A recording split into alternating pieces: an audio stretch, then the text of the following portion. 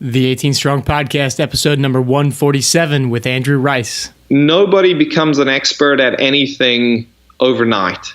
We do it for a long time. We do it often. We make mistakes. We evaluate. We streamline. And there are no shortcuts to becoming a better golfer.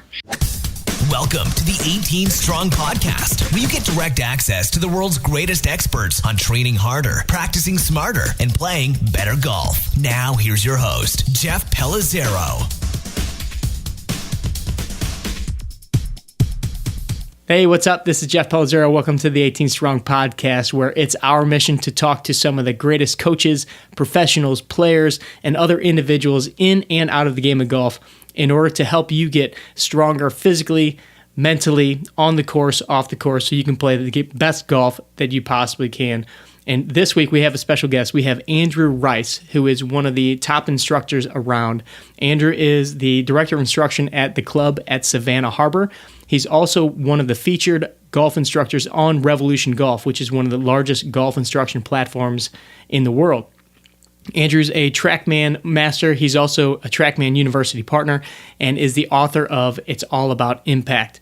Andrew also is one of the co-creators of the Coaches Camp, which is a camp where they actually go to different locations in the world and connect with some of the greatest coaches in the world of golf and share presentations and different insights into what's going on in the game today. So we get to talk a little bit about that in this episode.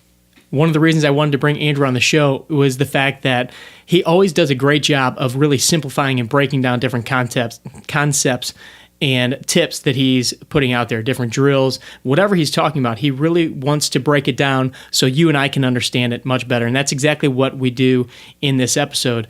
I tried to ask a lot of questions of things that I just wanted to know more answers about, and hopefully they're the same questions that you may have. And some of those topics include, how do you hit a draw and a fade? What are the pros and cons of hitting those? And actually, what are the causes? What happens with the club face in order to do that? What are some of the suggestions that he has around, being around the green, using wedges around the green, and what's his strategy and why he changed his viewpoint just about a year ago and kind of went completely opposite of what he was teaching before and what he has decided to start working on and teaching and encouraging with his players.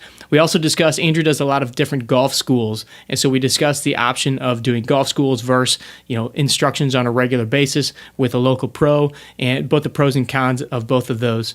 And then there's some common misconceptions out there on, just ball striking and what we should and shouldn't be doing. And Andrew explains, why he is not a big fan of taking divots and what that does in relation to the club. And we kind of go through a few of those things just to help clarify that.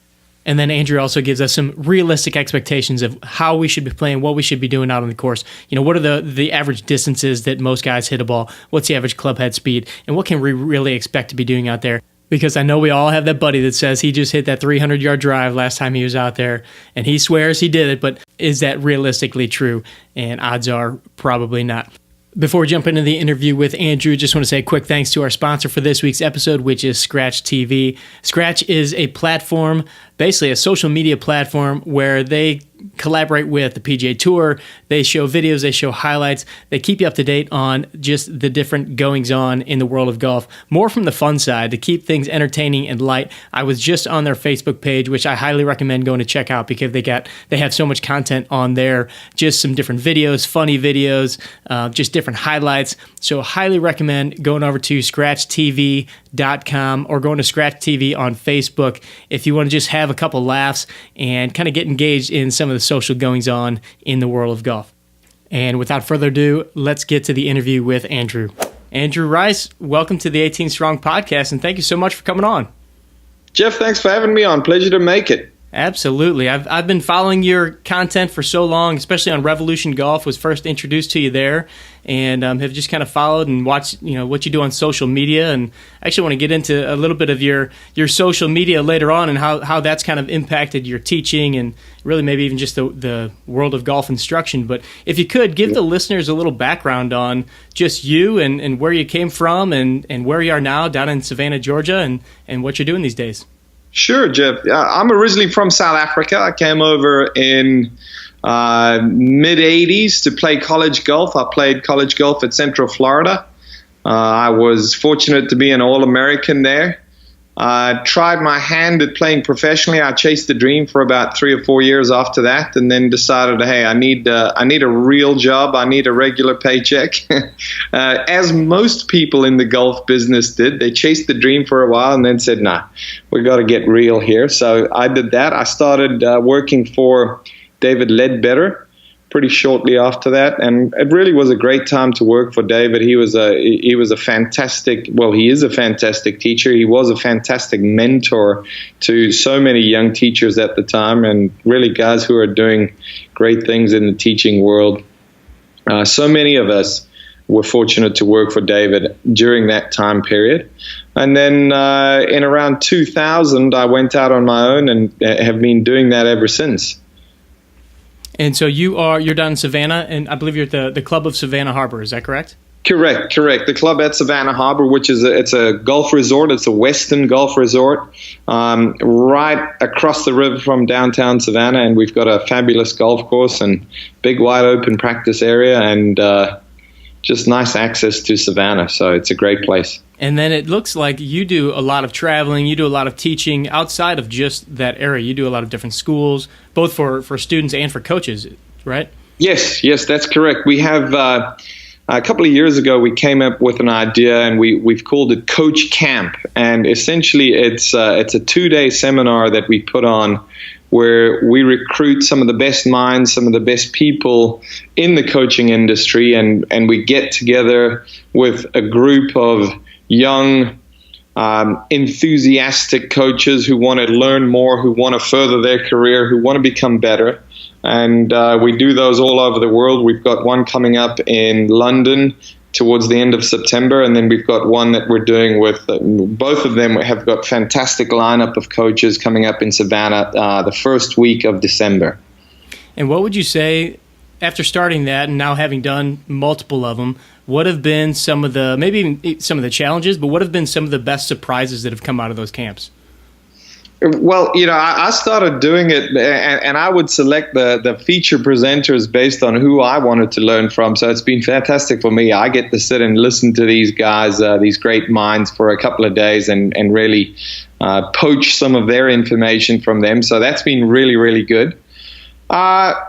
No real challenges, I would say. I think in certain locations it can be a challenge to try to fill up the amount of slots that we have available. And it all depends. I'm starting to learn. It all depends on who your presenters are. If you've got a great lineup of presenters, for London, we've got Chuck Cook, who's fantastic. I'm sure you know the name Chuck Cook. We've got an up-and-coming golf swing guru out of Canada by the name of Scott Cox, which is spelled C-O-W-X. He's fabulous. And then the East Coast putting guru, David Orr, is traveling to making his inaugural trip to London with us and myself. We've also got Dr. Scott Lynn, who's doing some great work with Swing Catalyst. He's going to be there doing a presentation for us.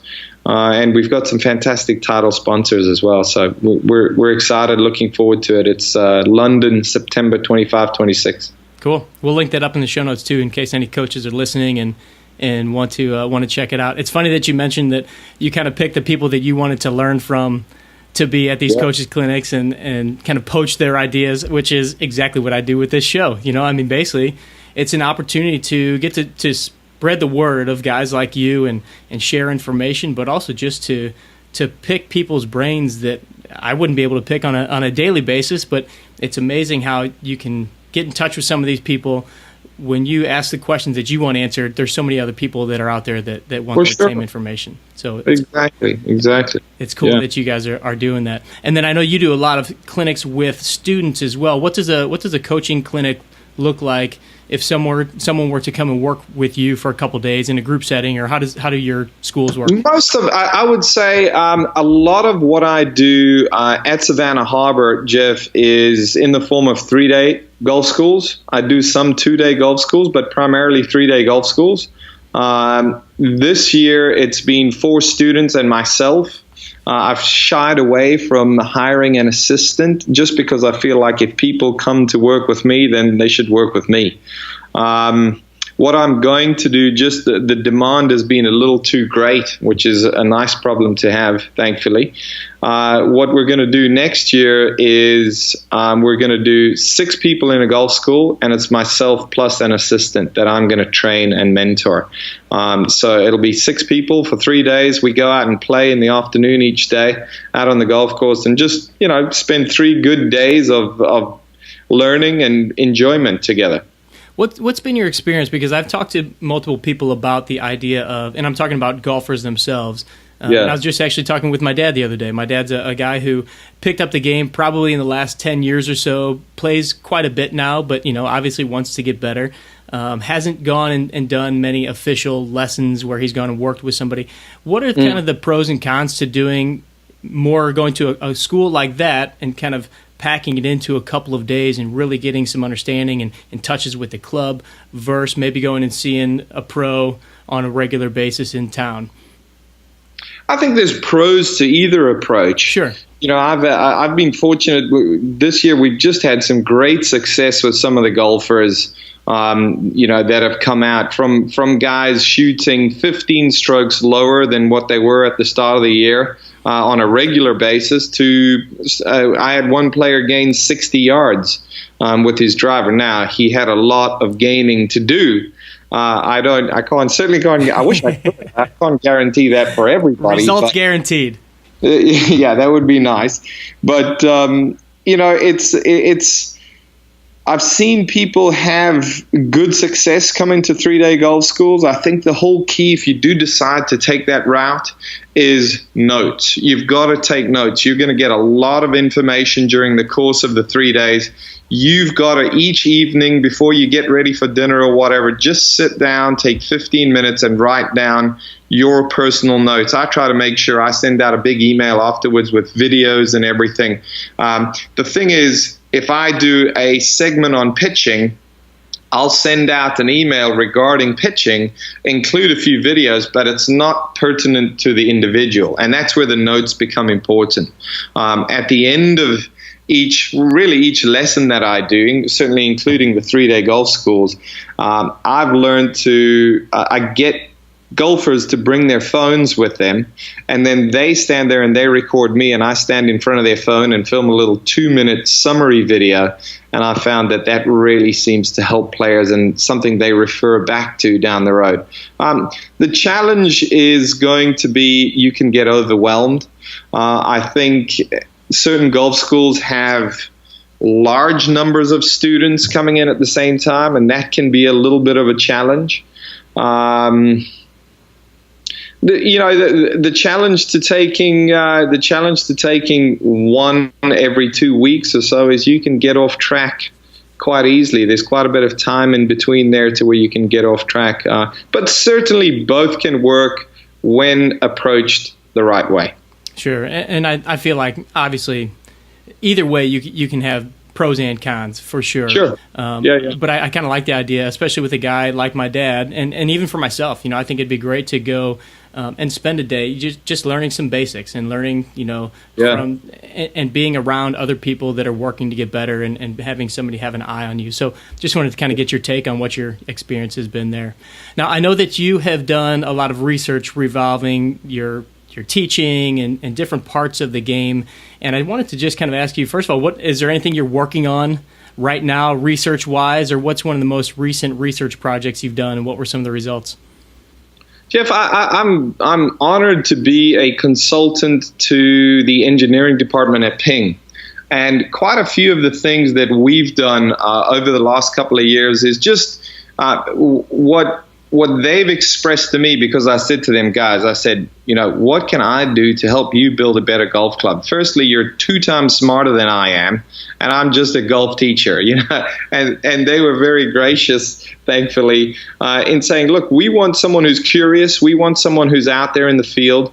We want somebody who can take regular golfers and run and test our equipment. What type of shots are people hitting with our clubs? Real golfers. Most of the guys that work at Ping are all fabulous golfers, and so when they're doing player testing, they've got up to like a 3 handicap, and that's it. the masses out there are not 3 handicappers or better, and so that's where I've been able to hopefully give them a little bit of direction on certain elements. We've done some fairway wood testing. We've done some wedge testing. They're coming out with some new equipment in about a week or so. We've taken a look at that, and the cool thing about Ping to me is they're not going to bring out new equipment just because the calendar says it's time to bring out new equipment. They're only going to get it out when they have something that is quantifiably better. And I really think with the new lineup that they've got, that they're going to do that. We're going to see that. The hype has been pretty good for the driver based on what I've read so far.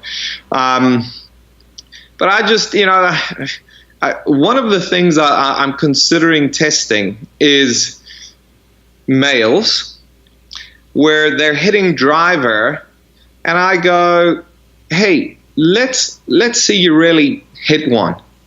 And what I want to do is I want to take a sample of the drivers that they hit before I pose the question to them and say, come on, now hit one, and then take a sample of those drivers and see what the difference is and just get a little bit of data. I'd like to get about 18 golfers to do it with, keep it completely informal and just drop it in there. They won't know they're part of the test. Just something to work into and see what the changes. They come up with the average change in speed and the average change in total distance. We could even do dispersion, I suppose.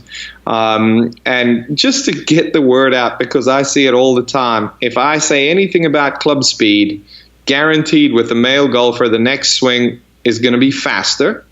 And most often, the distance the ball travels and the accuracy of the shot is decreased. Really? Yeah.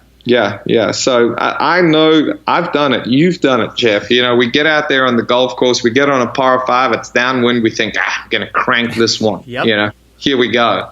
And it's a 1 out of 10 affair where you're going to gain 6 yards.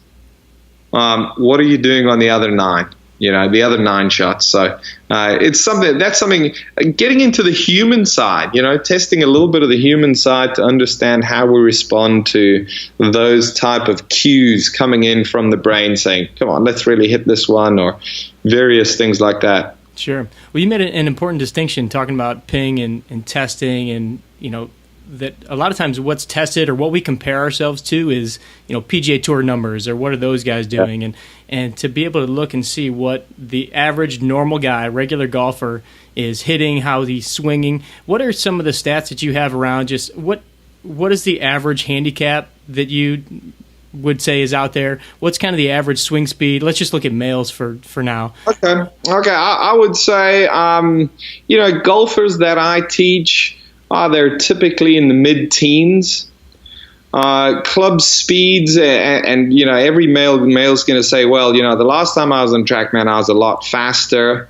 They're going to say, I worked out this morning. I got in late. I'm a little tired, so I'm normally faster than this. But the typical speeds, I would say, are in the mid-80s. And we see this in golf instruction. Every golfer is different. Every golfer is unique. And a lot of males and female golfers are under the impression that, my speed is slow and I need to pick it up. Club speed is something that's quite difficult to change. It's possible to move the needle, but I don't see tremendous gains on a regular basis when it comes to improving club speed. So what we've got to learn to do, my job is to say, hey, you swing it at 85, that's okay. At 85, you're capable of hitting the ball X distance. You're currently hitting it Y distance. What can we do to close that gap? Mm-hmm. And then the player gets the sense that, okay, I don't need to go to the gym and start working out for a year. I can, with the equipment I've got, with the body I've got, with the speed I've got, I can make some nice gains. Sure. What would you say, just average distance? Because I think it's important for guys to hear what the average distance is that everyone else is kind of roughly around? Because we always hear, oh yeah, I hit a ball 270 or I hit a ball 300, and I think, and I love that you're laughing right now because we know that that's not true. But most guys, I don't think, have a realistic idea of what they should be hitting a ball. So say a guy that swings mid 80s to 90, what's kind of rough capability? Let's take just a second here to thank our featured sponsor for this week's episode, which is Super Speed Golf. This is the overspeed training system that I think everyone is using. Over 350 tour players, male and female, are using these, as well as thousands and thousands of golfers all over the world in order to gain more club head speed. We just heard Andrew talk about the fact that we don't swing necessarily as fast as we think we do.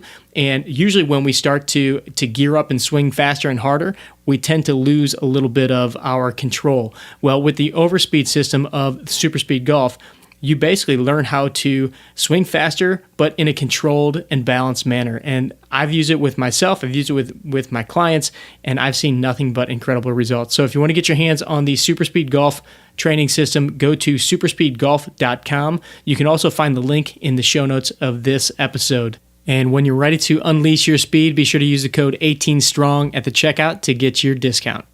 Here's a very simple formula, okay? Whatever your real club speed is, and I put real in there for the guys, okay? Whatever your real club speed is, in neutral conditions, you're capable of hitting the golf ball 2.75 yards per mile per hour.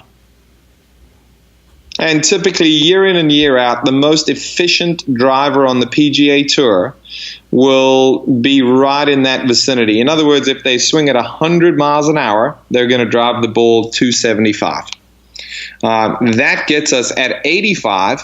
That means the golfer is capable of just over 230 yards. That means relatively firm fairway, no wind, sea level, regular temperature, not downwind. 230 is what you're capable of as a max at 85 miles an hour. Gotcha.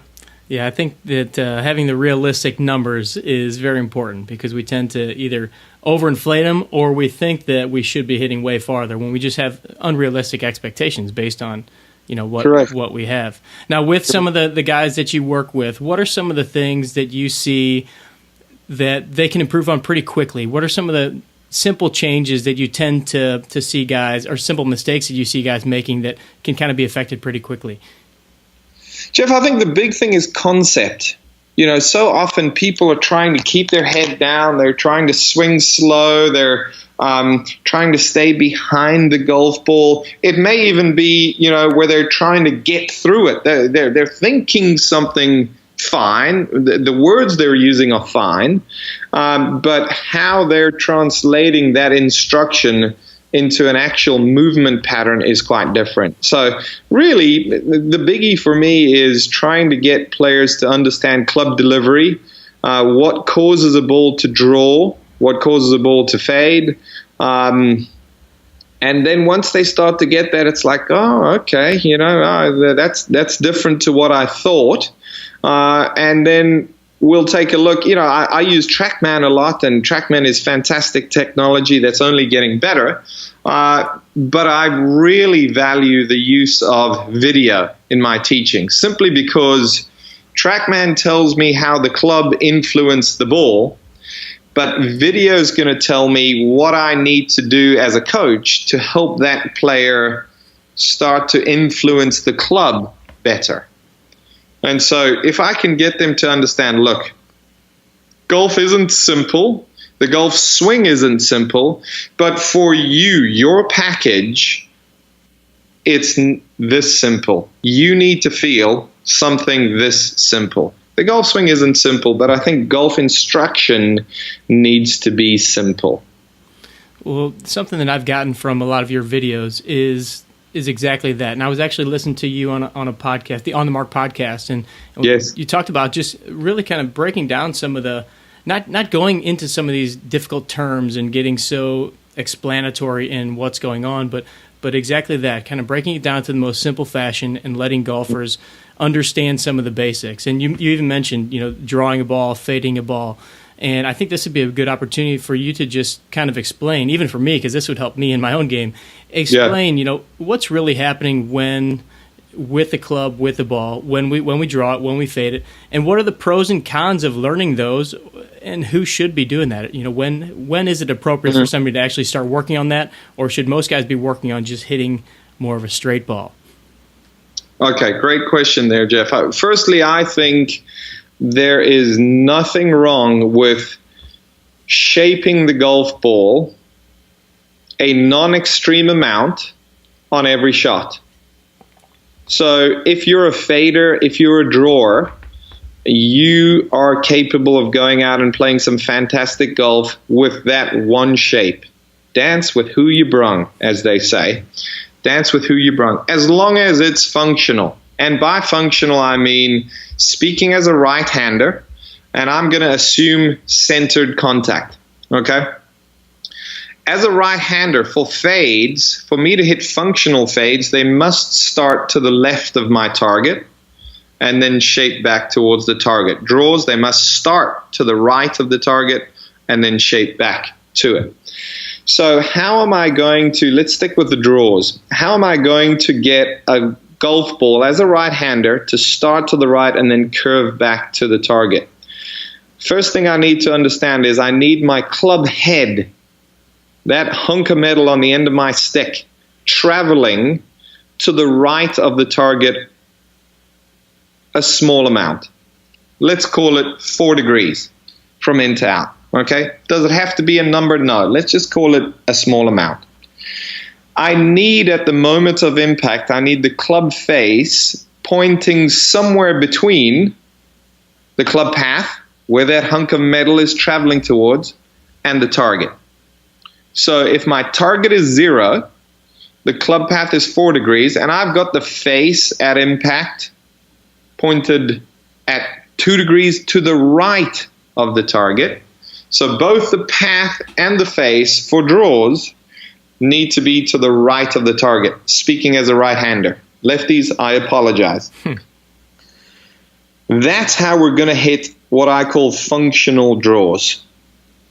And some people will jump up and down and say, well, what non-functional? Non-functional is a shot that starts left of the target and goes further left.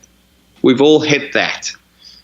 We don't want that. But we do need the path and the face both pointing and traveling to the right of the target at impact in order to hit functional draws. That makes a lot of sense. And then is it simply the opposite to hit a fade? Just the opposite to hit a fade. Just the opposite to hit a fade.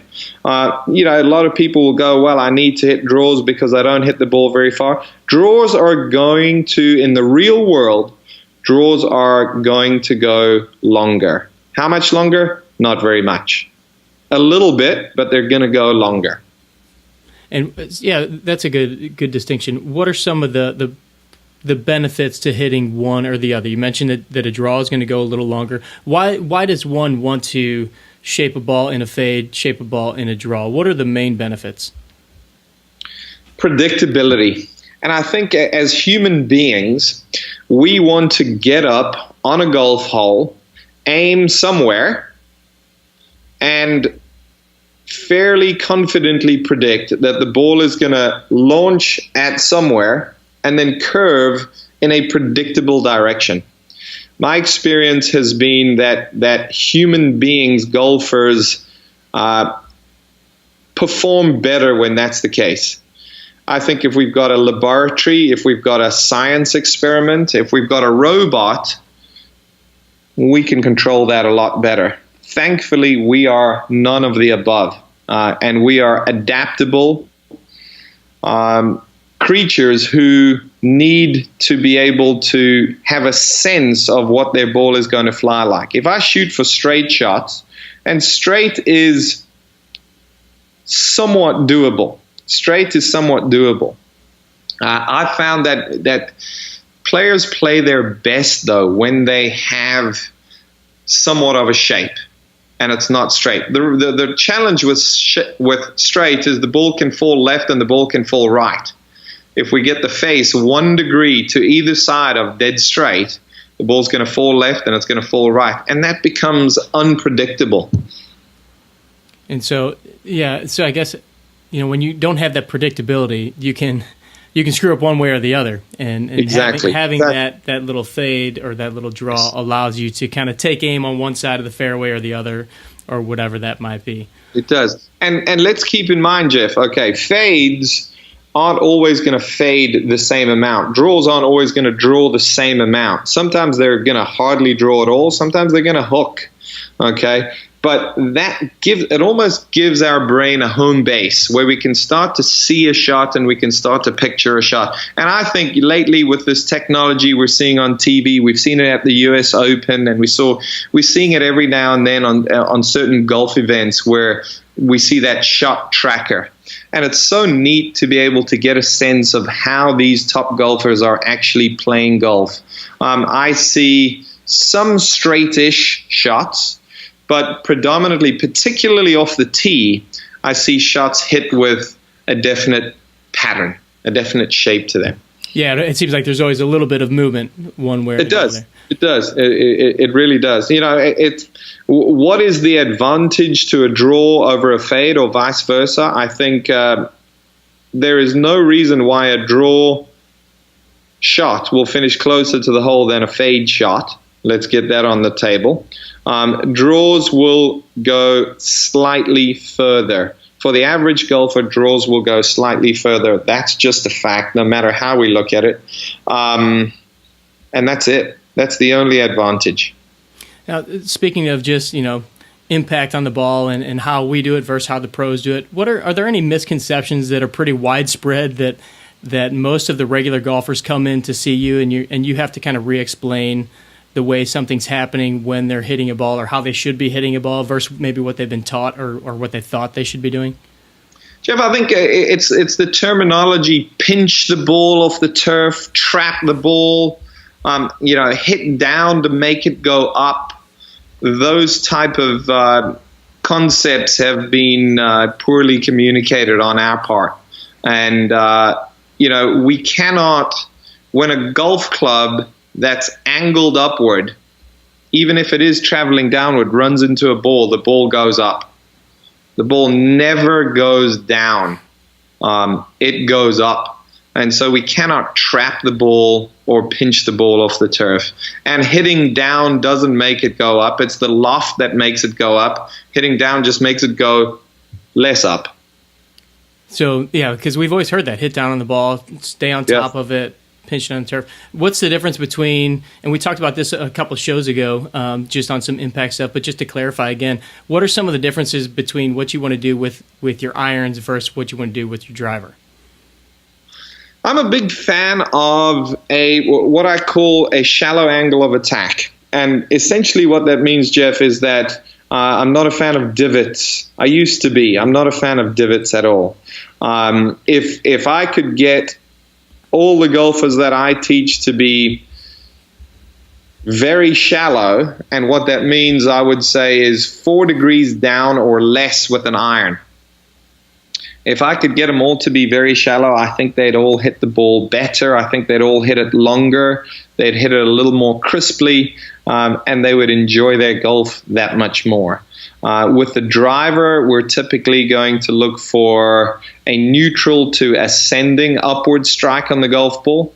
But a lot of that comes from, the ball being up on a high tee. It's forward in our stance. Our setup is a little bit different. And eventually, a club head that's traveling down has to at some point travel up. And if we move that ball up there, that's going to change things. We can make a swing that feels very similar and hit down on our irons and slightly up on our driver. What does it, when you actually hit more of a shallow or have more of a shallow swing, what is the change that happens with the contact, and why does the ball go higher? Can you explain that a little bit? Yes, it's simply for us, without getting too detailed. That's the challenge. Essentially, the direction the club head is traveling plays a role in the launch of any golf ball. The face is primary, but the direction the club head is traveling plays a role. So if the club head is traveling 10 degrees down, it's going to influence the launch of the golf ball. If the club head is traveling 2 degrees down, that ball is going to launch higher with the same loft on the face. Gotcha. Makes a lot of sense. I have a question for you regarding wedge play and just being around the greens, and it's just a question that I've had because I see it taught different ways. Do you tend to recommend more using one club around the green, or do you tend to use different clubs in the bag based on the situation? If you'd have spoken to me a year ago, I would have said multiple clubs. But you're not. You're talking to me now, so I'm going to say one club, Jeff. What changed your decision? What changed your mindset on that? I believe it encourages us to be more skillful. And I always viewed it as, okay, we've got one technique and we can just plug these different clubs into this technique and that's going to work for us. If we had a robot, that would be nice. As I said, we're not that, thankfully. So let's take one club that we're going to get comfortable with, and we're going to learn to hit a low one, a mid one, a high one. We're going to learn to hit a variety of different shots. I think of Seve Ballesteros, one of my favorite golfers of all time. He had a pitching wedge and a sand wedge in his bag. Now some players have 5 wedges in their bag. Seve had a 48 and a 56, and he could hit any shot with those. When you grow up playing on a beach with the head of a 3-iron and a stick jammed in it, you learn to get creative with the face. And if anybody out there wants to become a better golfer, take whichever club you're going to choose around the greens, whichever club you're going to go with, and learn to hit lows, mids, highs, flops. Just get creative with it. I think that helps us. I know that helps us to become ultimately better golfers, better short gamers. We've just got to step outside the lines and practice some crazy, almost silly shots to become better. I use the analogy of Phil Mickelson. How do you think Phil Mickelson learned to hit the ball backwards over his head? He certainly wasn't told to do that by a coach. Phil was messing around, okay? Just like so many male golfers do when they have a wedge in their hand. They mess around, and I think that's vital. I think that's very important for us to expand our horizons, to have some growth, so to learn to hit shots that we're not comfortable with. And ultimately, it's all about being able to control the face, the loft, the speed. I just saw a video maybe last week of John Rahm, speaking of Seve Ballesteros, John Rahm hitting flop shots with his 6-iron. And just speaking to the same exact thing. Just going out and having fun. And I grew up playing soccer, and when you were out just goofing around with your buddies, that's when you learned the fancy little tricks that you did, or that's when you tried the goofy stuff that you knew you weren't going to get in trouble with, but may end up working out in a game at some point.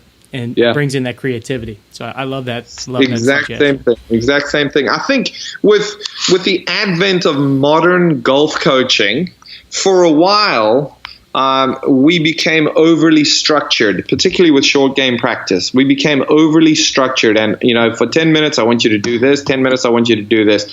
If I'm working particularly with younger golfers, actually golfers of all ages, because older golfers love this as well. Okay, 10 minutes. I want you to see, get your 6-iron, see if you can hit that flop shot. Come on, let's try that backwards over your head shot. Let's get creative and just do some dumb, crazy things. And people really enjoy it. But I think ultimately they learn how to manage that club head better. I love that. I just read an article that you put out regarding, speaking of having fun on the golf course, your greatest short 18 holes. Oh, yes. I'd love to play that course. And and we'll link that up because there's a whole list of every hole in there. But at the end, you said that those holes only add up to about 5,800 yards, which no male in his right mind would go out and say, I want to go play the 5,800-yard course. But what is it about these different holes? And you don't have to go through the whole thing, obviously. Yeah. But what is it about these holes that make them so fun and entertaining to you, and even though they're not, our traditional big monster par 5s that we normally see? Yeah. I've been fortunate to play a lot of really cool golf courses over the years, Jeff, and I can remember 5 or 6 shots that I remember a lot of shots, but those shots stand out to me because they almost get the adrenaline going as you're standing over the golf ball. And the tee shot on the 7th hole at Pebble Beach, it's 106 yards. Okay, you've invariably got a wedge in your hand, and you're standing there hyperventilating because this is a shot you will remember for the rest of your life, and you had better pull it off. I think golf should be enjoyable. I think golf should be interesting. I think golf should be challenging. And I can go out, you can go out tomorrow and build a very difficult golf course. We'll make it 7,900 yards long. We'll have hazards and bunkers and slopey greens, and that would be easy. The challenge is going out and building a 6,000-yard golf course that every person on the planet is going to love. Every person's going to love because of the interest factor and the challenge and I can remember all of those holes that are on that list there. I haven't played all of them. I've played most of them, but they just are so cool. And invariably, when you're playing a golf course that has a couple of holes like that, the whole way around, you're thinking about that hole. You're like, 2 holes to go. I got to get ready to hit that shot. That's what golf should be. It should be enjoyable and fun and challenging. And, you have the ability to succeed on all of those holes. We all do. But we also have the ability to make, triples and doubles and that kind of stuff. Yeah, I think that's the exciting part is, hey, this could go one of 2 ways. I could be, I can easily birdie this if I'm in the right spots, or I could be putting a snowman on the card very, very easily here. So I love it. I loved reading that article, and I want to learn more about some of those different holes. All right, I got a few questions that I ask everybody at the end of the show here, and I know you've gotten to see some of the questions. So got to know first and foremost, are you more of a Caddyshack or Happy Gilmore guy? That is easy. Caddyshack all the way. I love it. We get it. So I need to go back and figure out who said what. I need to tally it all up because surprisingly, it's a little closer than I would have originally. Oh yeah, that is just amazing to me. That's sacrilege that someone could go not Caddyshack. I almost have to agree with you there, but I have to respect the opinion of many of the guys. You've got to do it. All right, if golf was like baseball or a boxing match and you got to pick a song as you walked up to the first tee box, what is Andrew Rice's song? That was a good one. That got me thinking there. I would have to go with the Rolling Stones' Start Me Up. We had a group of friends that got together on a trip a couple of years ago, and one of our deals was each person had to pick their 5 greatest songs ever. And Start Me Up by the Rolling Stones was one of my 5 greatest songs, and it would be appropriate. I think it would be appropriate. So that's what I'm going to go with. I like it. It sounds very appropriate. If you could play 18 holes with anyone in the world, past, present, future, and you could play anywhere you wanted, where would it be and who would it be with? Obviously, a vast number of options there, but I'm going to stick with golf. I'm going to go with Bobby Jones, and we're going to play St. Andrews. And we're going to have one caddy between the two of us. That way he's not over there and I'm over there, and we can walk together, we can stay together. And I just want to talk to him about, his coach coming from Scotland, just growing up, how he gained control of his temper, how he learned to finally play St. Andrews, because, legend has it when he started out, he really didn't enjoy it and he stormed off the course a few times. But that would be where I would go. I'd love to play 18 holes with Bobby Jones. That's fantastic. And then what has you most excited going into the next couple months? What projects do you have going on, or what are you most excited about as we move forward through the summer and into the winter months? Jeff, it's something I'm always trying to challenge myself with, and that is to not get comfortable. I want to do things that get me going. I want to do things that are different. I must say I'm most excited about Coach Camp, the 2 Coach Camp events that we have coming up. Those are, I do quite a bit of presenting to fellow coaches all around the world. I'm blessed to be able to do that. And the challenge for me is always, how can I come up with new information? The last thing I want to do is say something, that's the same thing he told us last year. And so how can I come up with new ways to view coaching people, coaching golfers, and how can I help these coaches to do a better job? And that's really what I'm challenged by. So I'm really looking forward to Coach Camp and seeing if I can put some information out there to get the people that attend really fired up about their job and excited about doing better. Fantastic. Any last piece of advice for the 18 Strong audience, and then let them know where they can go and find you and learn more about Andrew Rice? Jeff, I would say most of the people who are listening in have got to the point in their life where they've become expert at something. And nobody becomes an expert at anything overnight. We do it for a long time. We do it often. We make mistakes. We evaluate. We streamline. And there are no shortcuts to becoming a better golfer.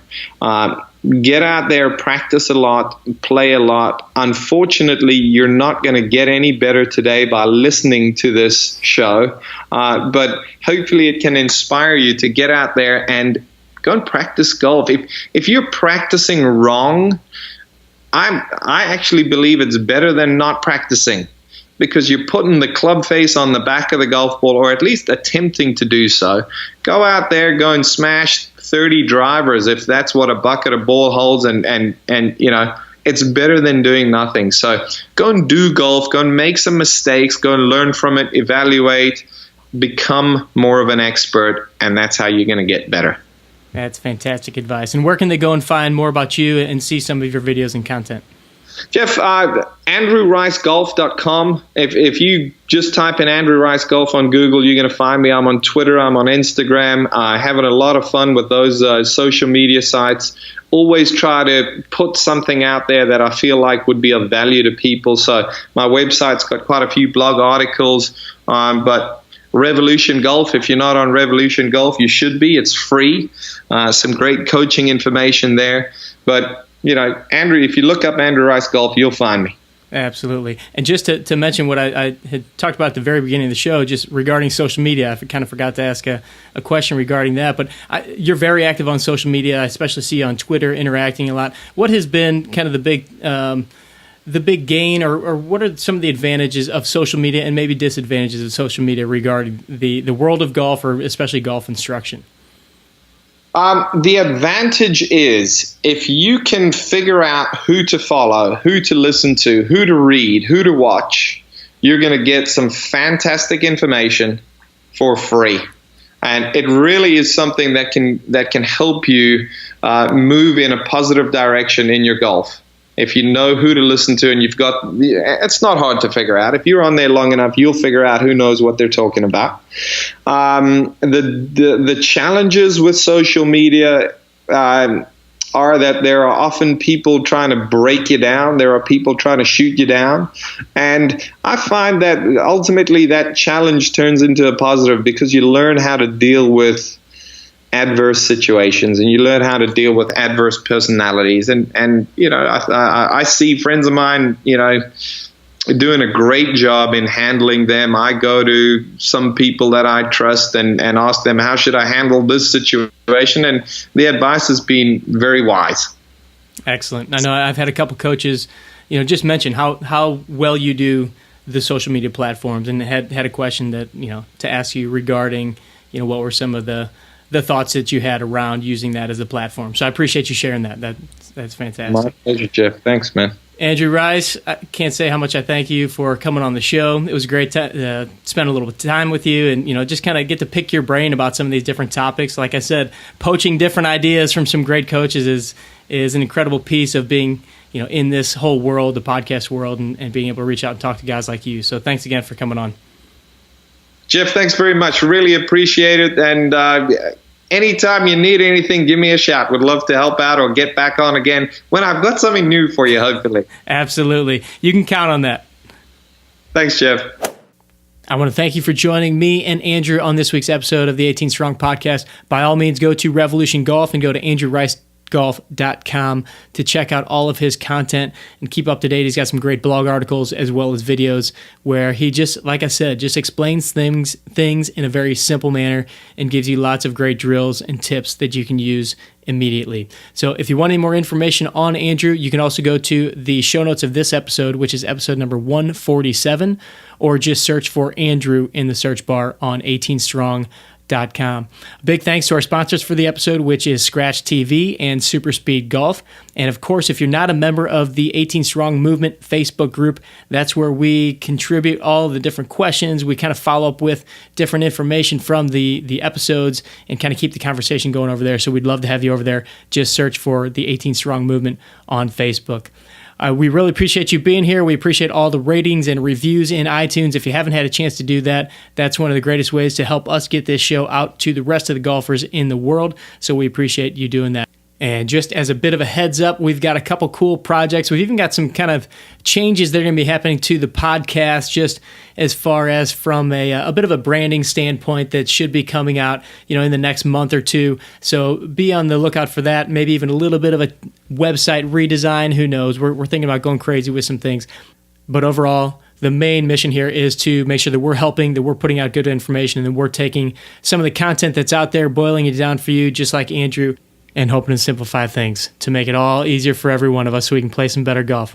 And by all means, if you ever have any questions or suggestions for the show, we love hearing suggestions for guests for upcoming episodes. So please reach out to us on social media.